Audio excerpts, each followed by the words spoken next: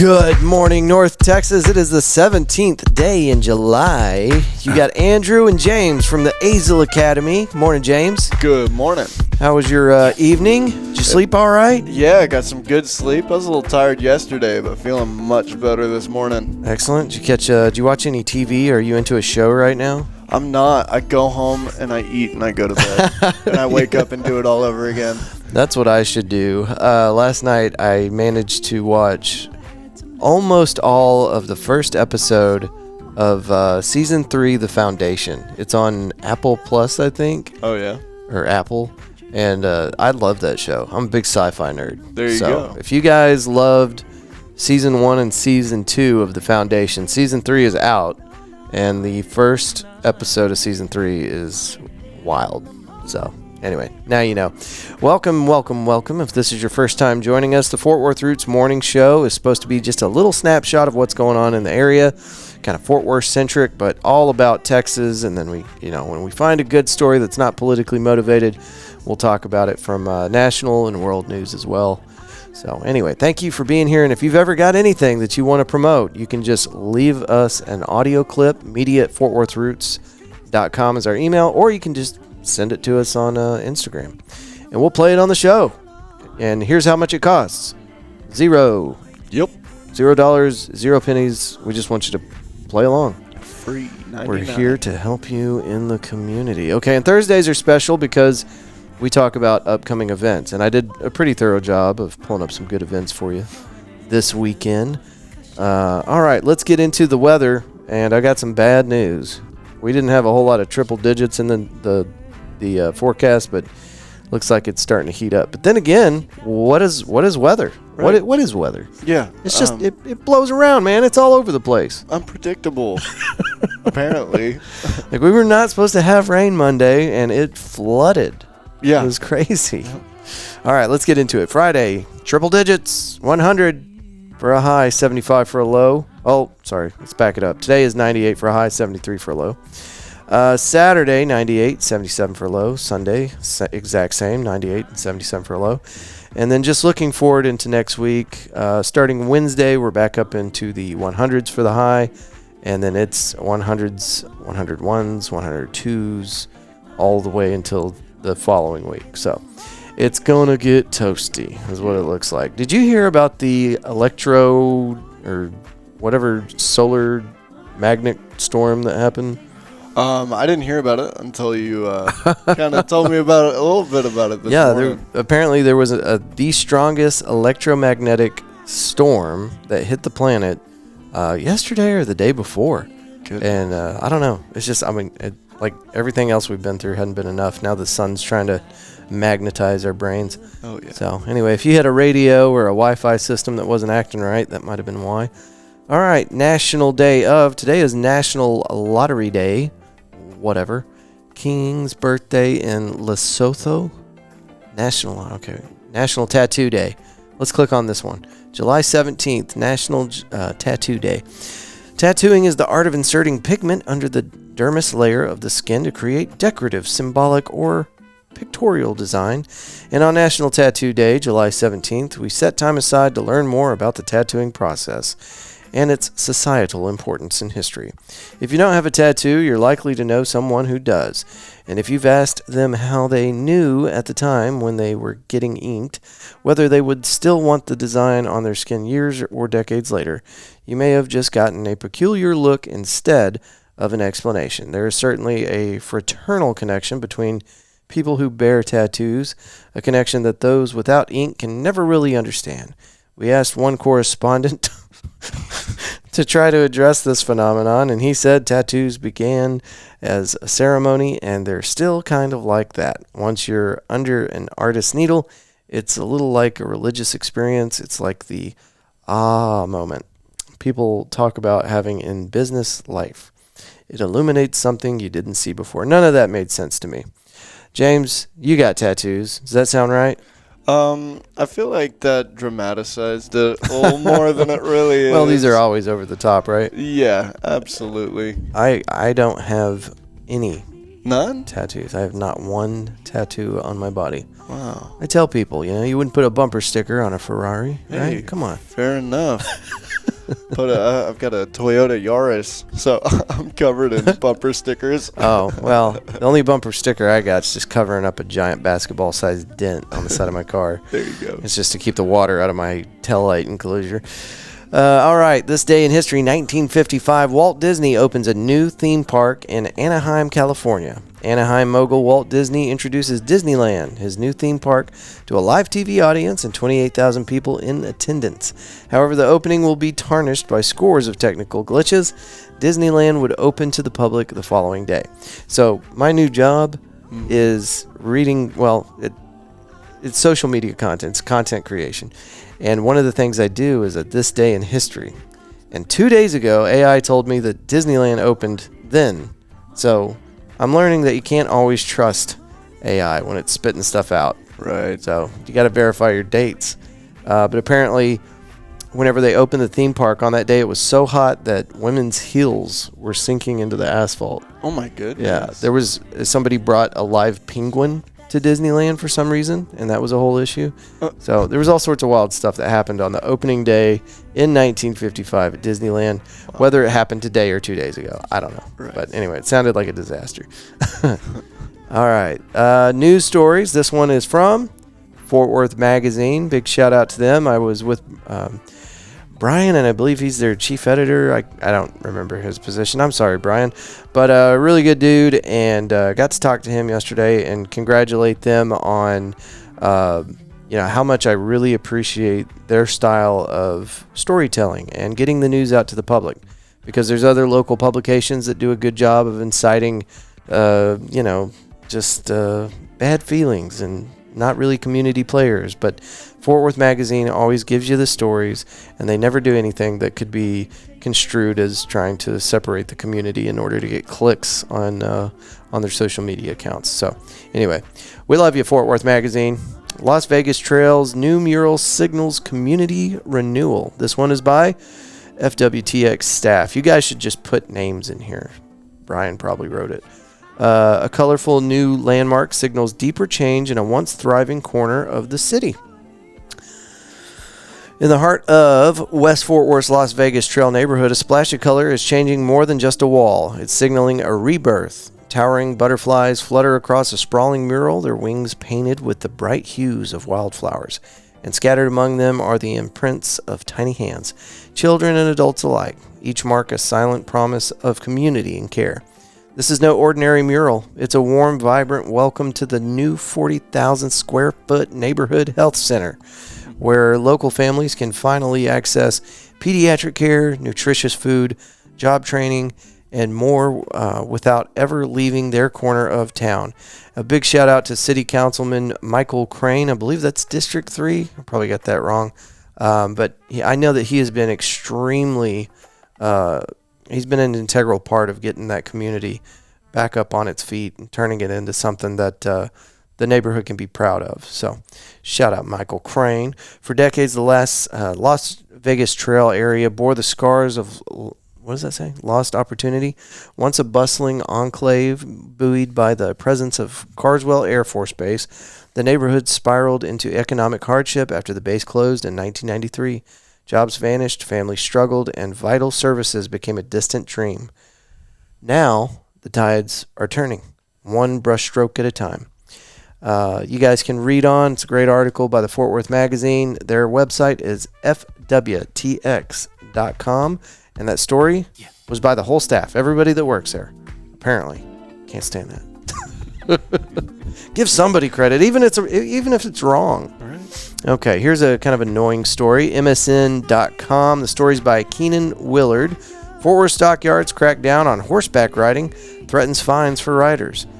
Now, if you've ever been down to the stockyards, there's always been people just walking around on horses. Yeah, that's riding horses, whatever. Common thing. It's kind of part of the experience. Right. At 71 years old, Richard Smith of Arlington has racked up more achievements than most. The Ranger and Green Beret spent 20 years in the Army, plus another 23 years after that in the Civil Air Patrol.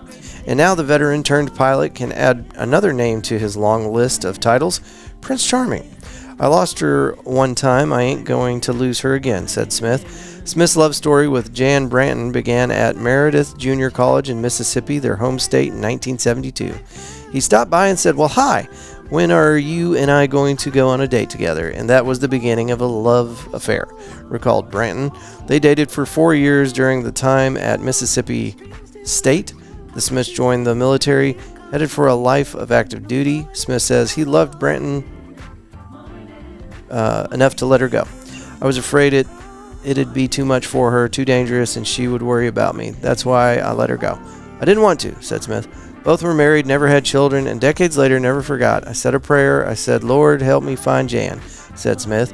His prayer was answered this past spring when the two of them reconnected by phone. "When I heard his voice, it all came back," said Branton. I am also waiting for it to get to the horse part. Yeah, what happened? Smith flew to Georgia to visit Branton and delivered a huge surprise at the airport. I ran up and hugged him, and when he stepped back and pulled something out of his pocket, and it was a box, I opened it and I said, "Oh my gosh, what are you doing?" And he said, "Well, will you marry me?" And I said yes, exclaimed Branton. These days, Smith, who lives at Asher Point Independence Living of Arlington, is spending more time in Georgia, where the couple will exchange vows later this year. He expected to move there after the wedding. She is the dream I've been waiting for. I've loved her for 50 years. What in the hell did we just read? We just got like bait and We got switched. catfished. Yeah. What is going on? Like, okay, you're here as a witness. I wanted the horses, man. Okay, Fort Worth Stockyards cracks down on horseback riding, threatens fines for riders. I don't know what that beautiful story was about. Right. But it's right underneath that article. Hey, alert, Fort Worth Magazine. MSN, right? Oh, no, wait, it's Fort Worth Magazine. That is. Oh, no, you're right. Oh, I'm sorry. You're right. Wait. It's MSN.com. I thought we were Okay. still reading stories from No. Fort Worth Magazine. Okay, well, anyway, sorry about that. But Jeez Louise. Fort Worth Stockyards is starting to fine people. I saw several other articles, and this is the one I ran with. But, yeah, if you're going to ride a horse in the stockyards, get ready for a $250 fine. It's stupid. But California owns most of the stockyards now, so there you go. Okay, that was different. It's too soon for this. What is that? I guess those are our stories. All right, we're ready for our Good News Network story. You can get this on goodnewsnetwork.org, and the story is by Andy Corbley. I'm not going to be able to stop laughing about that. That was ridiculous. I should have read for it on that a little bit. I thought it was going to tie in, like, they fell in love on the stockyards, and they remember wnever it was part of the, Right. They went horseback riding and got a fine or something. Yeah. It did throw me off a little bit because it was talking about the Air Corps, which I don't believe is around anymore. Well, no, it said it's Civil Air Patrol. I think they are still around. Oh. Anyway, let me stop saying everything that comes across my brain, and here's your story. Andy Corbley, backpacker found alive in Australian bush after 12 days of surviving her major mistake. A German backpacker lost for 12 days fell in love. A German backpacker lost for 12 days in the Australian outback has survived and spoken out regarding her traumatic experience. Carolina Wilgus' disappearance gripped the nation after her friends and family lost contact with her. In late June, her van was discovered immobilized off a trail in a nature reserve in the state of Western Australia. The 26-year-old had been found walking along a track on the outskirts of the reserve, having been ravaged by mosquitoes and chewed up in the rough terrain. Inspector Martin Glenn of the Western Australia Police said Wilgo was found last Friday at 7:30 p.m. local time by a member of the public who took the backpacker to the nearest town, Beacon. It was there that she was airlifted to a hospital in Perth, where she released a statement to the press on Monday. "The thought of all the people who believed in me, searched for me, and kept hoping for me gave me the strength to carry on during my darkest moments. For this, I want to say thank you from the bottom of my heart." Wilga, who was pictured in the hospital among cards of well wishes, flowers, and food required to gain 12 kilos back. What is that? What's a kilo? And what's going on here? I don't know. Anyway, hold on a second. Especially to the police and investigators, searchers, the German consulate, the medical staff, and the wonderful nurses who took care of me with so much compassion. Okay, what happened? The details of Wilga's survival ordeal are that her van became immobilized in the mud, and that for a reason later revealed in her statement, she left it, became disoriented, and got lost, according to ABC News Australia. She was barefoot and survived off drinking water from puddles and eating what little food remained in her pockets. She had pocket snacks after she left the van. She wandered around the Caron Hill Nature Reserve from that point at which her van was struck, which was 21 miles from any of the reserve's main trails. I cannot stop looking at that. At night, the temperatures regularly fall to 32 degrees Fahrenheit, and she sought shelter wherever it was available, including a cave. Okay. Well, Australia's big, and those shorts are incredibly tight. All right, here we go. Let's get into what's happening this weekend, because it's Thursday. This is the last episode we do for the week. We record these Monday through Thursday, out to you guys by 6:30. This is happening tomorrow at 6:30 p.m., and let me tell you something. I've been to probably a dozen Cutthroat Finches shows. You don't want to miss this. Cutthroat Finches live at the Omni Theater tomorrow, 6:30 p.m. Let's get into some details here. Says you can buy tickets at fwmuseum.org. Let's get the details going here. Cutthroat Finches performs their album in event of moon disaster. This is one of their older albums, and it's great. In its entirety, live at the brand new Omni Theater, second only in its latest tech upgrade to the Sphere in Las Vegas. It's incredible, apparently. I haven't been in since the updates. CTF will perform while the Omni takes us on a visual journey through space. Again, this is not the Omni you grew up with, and this will be a one-off show with only 250 seats available. Dang, you might not have time. The tickets are probably gone. There is a link here. I'm looking at their Facebook event, and there's a link, buy.fwmuseum.org. So you can probably just go to the fwmuseum.org website and just look for events. July 18th is the anniversary of the Apollo 11 mission. Talking about AI being wrong, well, the mission took several days, so I think yesterday was the launch, and I guess July 18th, maybe that's when they got there. Anyway, July 18th is the anniversary of the Apollo 11 mission to the moon. An event of moon disaster was a speech written for an unimaginable worst-case scenario. Astronauts stuck on the moon and waiting to die. CTF made this speech into a concert album. Experience the excitement and anticipation, the release, and the grief imagining the Apollo 11 mission failing. How would the entire 50 years since be different if the mission failed? What if the moon itself every night became a symbol of a great failure? Who would America be today? There will be a special tickets available for this family-friendly event. VIP tickets get early seating, parking included, and merch specials, including vinyl. I have this album on vinyl. And a little more background on both the speech, the purpose behind the album, and discussion about our collective potential at the early VIP seating time. Okay, this sounds awesome. Yeah. Please support live music by supporting those businesses who have sponsored this event. 6th Avenue Homes, McCoy Agency, Goosehead Insurance, Black Pine Properties, Silver Wheel Skate Center. If y'all haven't been to Silver Wheel Skate Center, that is a rad little spot. I actually went to a CTF concert at Silver Wheel. Now that I said that, it might have been the Nancys. There's two bands that Sean plays a lot in. Anyway, I saw them play live in the middle of the skating rink. Really? Yeah, it was so cool, man. That's awesome. Anyway, Silver Wheel's always doing cool stuff like that. Yeah. And then First United Mortgage Group, our buddy Sean Russell is, of course, a loan writer, a mortgage guy. I can't remember how to say it, but I think that's probably his company, First United Mortgage.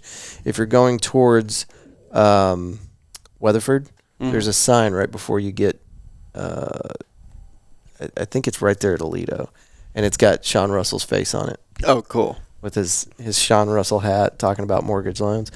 So, anyway. Now you know that. Okay, we got more events. Let's get into it. Sorry about that. I saw that, and I was like, oh, we're going to lean into this one hard. Mimosas at the Cicada, Sunday, 2 p.m. Yeah. The Retro Collective, live at McFly's Pub. That's going down Saturday at 8 o'clock. The Post, Freeze Sucker, Siamese Hips, and The Infamous at the Post, tomorrow, 8 p.m. Cool. This Saturday, 8 p.m., Mighty Dark to Travel, single release party at the Cicada. Side Saddle Saloon in the Stockyards. Saturday at 1 p.m. They got Savage Hurley with Bronson Lewis at Side Saddle Stockyards. I don't think I know Savage Hurley, but I know Bronson Lewis. That'll be fun. Let's see. I'm going to scan through here. You tell me if you see anything we need to talk about. Magnolia Motor Lounge tomorrow at 9 p.m. Chattahoochee at Magnolia Motor Lounge. All right. Let's see. Casa Azul Coffee this Sunday at 10 a.m. They've got a market. Wiz at Bass Hall. Pretty cool. The Wiz at Bass Hall, July 15th through the 20th. So you can find tickets for Bass Performance Hall. And you guys can find more of these by going to Facebook events, clicking the filter button for this weekend, and typing in Fort Worth. Okay. Stockyards Champion Rodeo. I think that's every weekend. Tomorrow at 7:30 p.m. Cowtown Coliseum. The Whiskey Boys at the Point on Lake Worth. Which one's the Point? Is that off of? I can't remember the name now. It's way out there, right? Yeah, I've been there a couple times, but I forgot where it's at. Okay. I'm satisfied. You satisfied? No, I'm not. What do you got? Oh, that's right. Yeah. I've got a show tomorrow at Coffee and Cocktails in Mineral Wells, 8 o'clock. All you got to do is show up. Don't got to buy a ticket. It's at this beautiful venue, Coffee and Cocktails. Get some coffee, get some cocktails. They got great food there, too. It's all in the name. Yep. And they got an awesome band playing. Who's the band? Quarter King and Company. And yours truly will be drumming. So yeah, come check us out, 8 o'clock, Mineral Wells. Be there or be square. Yeah, cool. 100%. And shout out to our sponsors that are helping us do the thing. These folks that are sponsoring the show are paying to make sure that you guys have a way to get your word out. So I was telling James right before we launched this morning, hit record, we used to get like 3 or 4 calls a week of people just trying to promote their stuff, and it doesn't matter what it is. It could be an upcoming birthday and you want to get somebody's name out here just for funsies, or you might know of somebody that's putting on a thing for a 501c and you want to make sure that you do everything you can to support them. So you call in and leave a little 15-second, hey, this weekend down the street we're doing a fundraiser, make sure you come out and show your support, and we'll play it on the show. So literally anything. Yep. And it adds content. It makes the show better. So we really, not just encouraging you, begging you, if you know of something that's happening in Azle, right down the street from the schoolhouse, or in Fort Worth, in Burleson, maybe it's in Grand Prairie, maybe it's in Weatherford, we want to know about it. So please let us know. All right. And you can find all of our sponsors on our website, fortworthroots.com. Just go to the Trusted Sponsors tab. And, of course, we every Monday through Thursday, we record right here at the Azle Academy. And you can find them online at theazleacademy.org. And I say this a lot, but love and respect, and, they're our public school system educators. They're doing the Lord's work, but it's not enough. Your kids need more than public school. So find something to get them involved in. And a great place to start is the Azle Academy. They've got STEM programs. You can teach them to learn an instrument and so many more activities. So check that out online. And it's locally owned and operated. Bree and John, the owners, are wonderful people. And they got to be, because they'll support some goofy podcaster also. So anyway, it's an honor to be here. James, you got anything for him before we get out of here? I think I've got everything off my plate. Y'all just stay safe this weekend, and hope to see a couple of y'all Friday. Yeah, out at Mineral Wells. That's right. Coffee and cocktails. You got it. Ladies and gentlemen, as you move into... Oh, wait a minute. Before we go, I got to tell you a story. Oh. I got attacked by a bird yesterday. No way. Yes. I was going to get my picture taken. I'm walking through this parking lot, and I'm all dressed up. I got my sports blazer on and whatnot. And I just feel something hit me in the head, like, not quite like a baseball, but like hard, dude. What the heck? It hit me hard. No. Right in the back of the head and like scooted over the top. Oh my goodness. And for a second, I'm just like, what was that? Yeah. And then my brain, after about half a second, processed it. And I'm like, it's got to be a bird. That had to be a bird. So instead of looking at my feet or looking around me, I start looking up at the sky. And here it comes. It's coming back for round 2. No. And I ducked out of the way, and that thing dive bombed me. This is in the middle of Fort Worth, just right off 6th Street. It's crazy. He was pissed. It was huge. It looked like, I don't know what kind of bird it was. It kind of looked like a seagull. Really? I don't know what kind of bird that. It was not a seagull, but it kind of looked like one. Anyway, so I'm watching this bird now, and he's lining up for another shot. He went back up, got some altitude, and he's coming back, dude. He's dive bombing me for a third time. And this woman pops her head out of a Jeep that's parked like right in front of where I got hit. Yeah. And she goes, "Hey, are you okay?" I'm like, "I'm all right. Did you see that?" She's like, "I saw it. It's crazy." Oh my goodness. I was like, "He's coming back." She's like, "Run!" Golly. And he came back for a third time, dude. And I pulled my jacket open to because I'm like, this is what you do when bears are going to attack. Like, you try to make yourself look bigger. So I thought maybe this will help. And anyway, anybody driving by was just like, what's this crackhead's problem? Because I was standing there like flapping my jacket, looking up at the sky, screaming at the bird. Like anybody driving by would have been like, whoa, dude, Fort Worth has gotten different. So anyway, if that bird is listening, I hope whatever your problem is got better. All right, that's it. On the drive in, I was like, I got to tell people about that bird. That was fun. Yeah. Keep your eyes out for these attack birds. Double shampoo when I got home. Yeah, definitely. All right, folks. Thank y'all for joining us today. As you move through outer space on the back of a giant sea turtle, we hope that you'll choose love and gratitude every chance you get. Until Monday, y'all. Peace. Good day.